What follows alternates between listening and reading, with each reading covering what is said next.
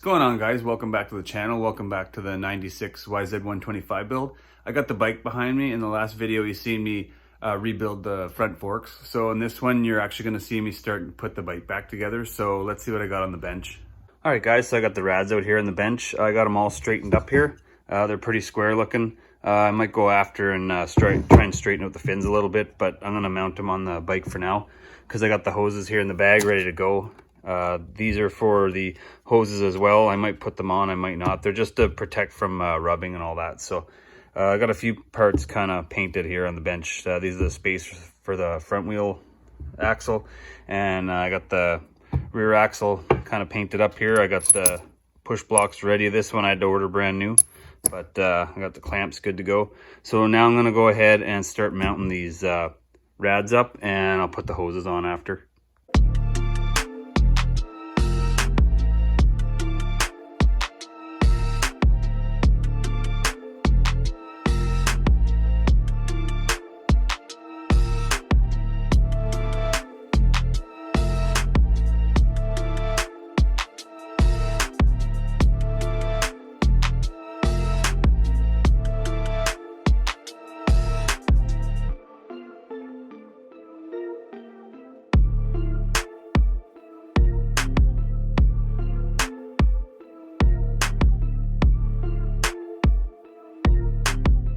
Alright guys, I got the rads and the louvers on, so I had to connect this hose while I put the rads on. It'd be a lot easier to do while it was being put together rather than when the rads are already on the bike. So now I'm going to go ahead and start connecting the rest of these hoses.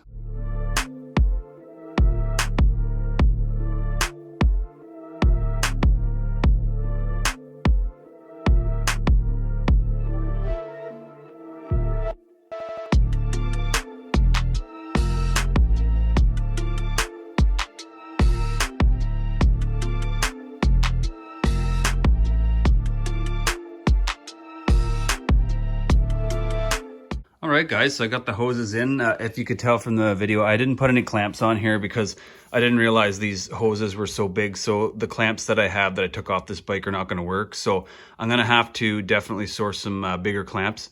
I might have some around the garage here, but in the interest of the video, I'm just going to move on, and I'll tackle that after and look for some clamps later on and see if I got any around. But for now, I'm going to go move on to the forks and start putting the forks on. I usually put the forks on after the rads and the rad louvers, just because it's easier to get in there and put these rads and stuff on with the forks out of the way.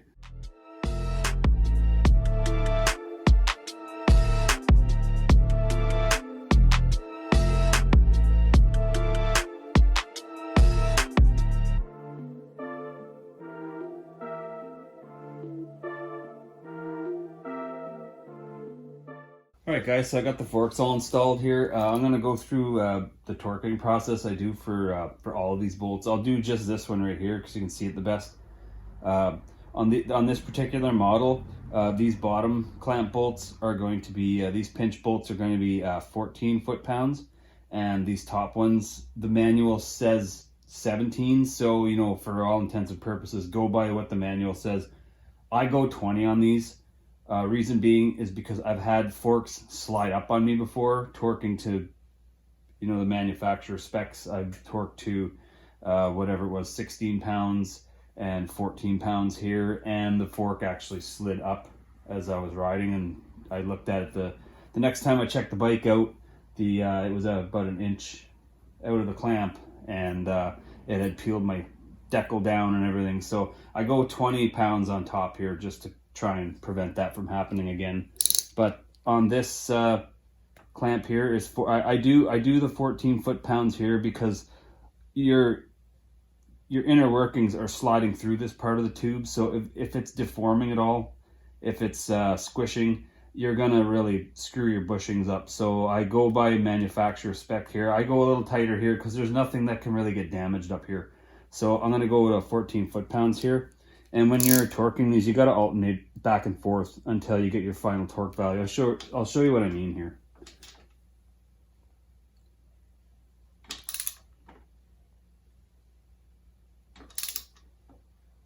So you got your 14 foot-pounds there. And when you tighten this one and you hear the click, So there was a click. Now you go back to this bottom one and it's gonna go more.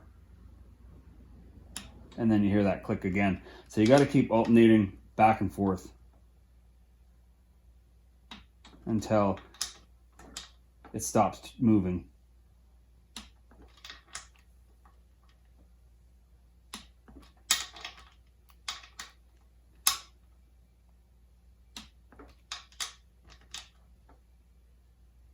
So that one clicked right away, it didn't move at all. And that one clicked right away. So you keep torquing until that happens.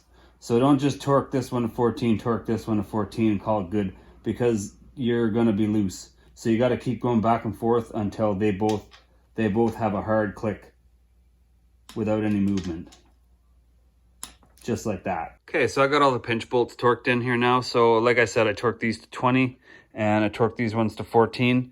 I may have to loosen them off. I'll go through this in another video when I actually install the wheel. I don't have the wheel here today, so when I do put the wheel in, I'll put everything in nice and snug, and then I work my way up and just try and get everything to line up as far as like this piece here to the center of the tire, and then this piece here to the center here. And I might have to back these bolts off to tweak everything, but we'll see. Like I said, that'll be a later date. This will be the last thing you torque in. So I've got this, I've got these clamps moving nice and freely. I think when I torque this down, they might tighten up just a tiny bit, but you don't want it too tight or too loose. So sometimes you gotta, back things off and play around with it or whatever. You might have to tighten that little nut in there. But other than that, I'm gonna have to move on to something else because I can't do this right now because I don't have the wheels here. All right, so I'm gonna move on to the bars while I'm waiting for my wheels to come back from getting the tires mounted. So I'm gonna put these old bars on because they're still in pretty good shape. They got the odd ding in them or whatever, but they're in really good shape. So I'm gonna run these bars again, and I'm gonna kind of just put them in lightly. I'm not gonna torque everything in right now. I'm just gonna start running cables and the brake lines and everything off it, and then when it's time to torque that top bolt for the clamps, I'll easily be able to remove it and then just do that and put these back on.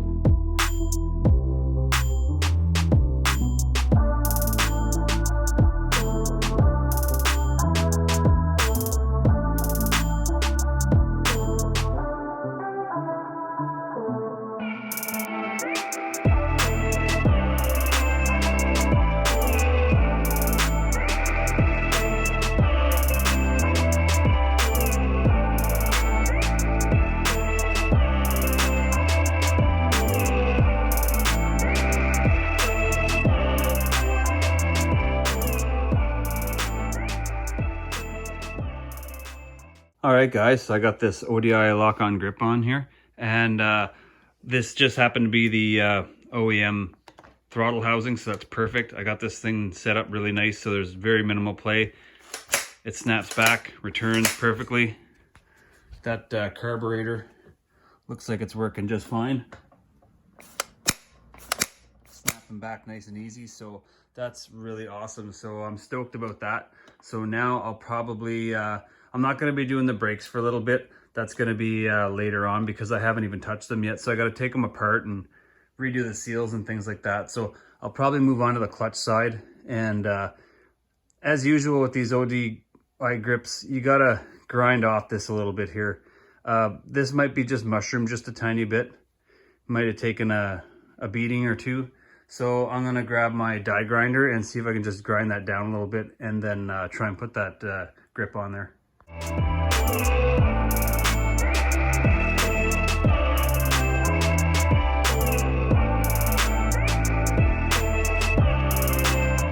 right, so I got the grip on, so I had to grind it down a little bit right here on the end. It slid on pretty easy otherwise. I got the clutch perch on here. I've had this clutch perch hanging around for a little bit. I'm gonna run with this one. If the next guy wants to purchase something better, they can go ahead by all means, but this here will get the bike running. So I'm gonna start routing the clutch cable down to the clutch lever down there.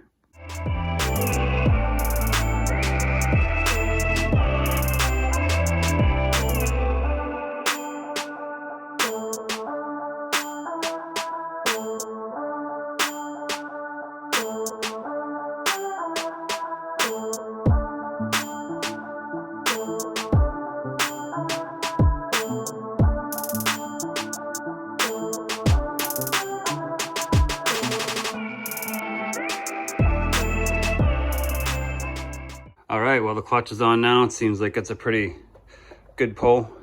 I routed it down here, crossed over the gooseneck, and then went in here. I had to pull the rad out a little bit to get the piece through here, but I went ahead and just routed it down here, and I wrapped the distributor cord around so it wouldn't touch, and down here into there, and it seems to work really well. I got it kind of adjusted here, but also I had to order a another washer and a snap ring, so just be aware of that if you got one of these bikes. Like, there's supposed to be something here, there wasn't when I bought it. So I'm gonna call this clutch done for now. Definitely gonna need some adjustment when the bike's up and running, but for now, just as it sits, this will be good for now.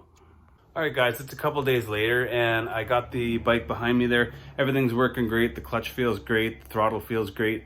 I actually got the wheels back from getting the tires put on, so let's have a look at them. So there they are, guys. These wheels turned out absolutely gorgeous. So they look awesome with the tires on them. So on these wheels, I went with a semi-gloss black on the rim, and on the spoke nipples and the hubs, I went with a translucent violet. That's the color that's called. And on the sprocket, I just went with the semi-gloss black. And same thing on the front. I just went with the same scheme there. The wheels turned out amazing. So now I'm gonna go ahead and kind of mock them up on the bike. It's probably not gonna be the last time I put these wheels on the bike. I just want to put them on just to see what it looks like.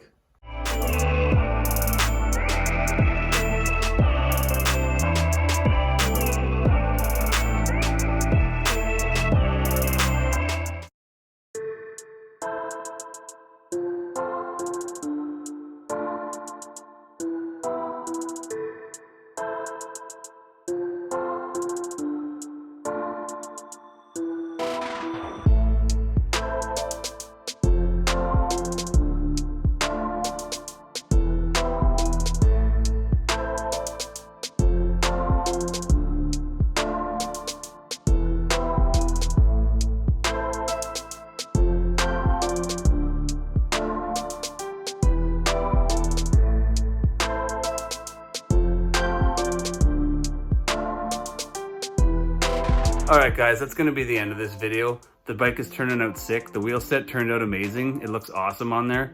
So in the next few videos, I'm probably gonna be putting the subframe together, cleaning out the airbox and putting all that together, doing the brakes and trying to get them bled and everything like that. So if you guys wanna see the rest of this bike go together and you're new to the channel, make sure you hit the subscribe button, hit the notifications bell.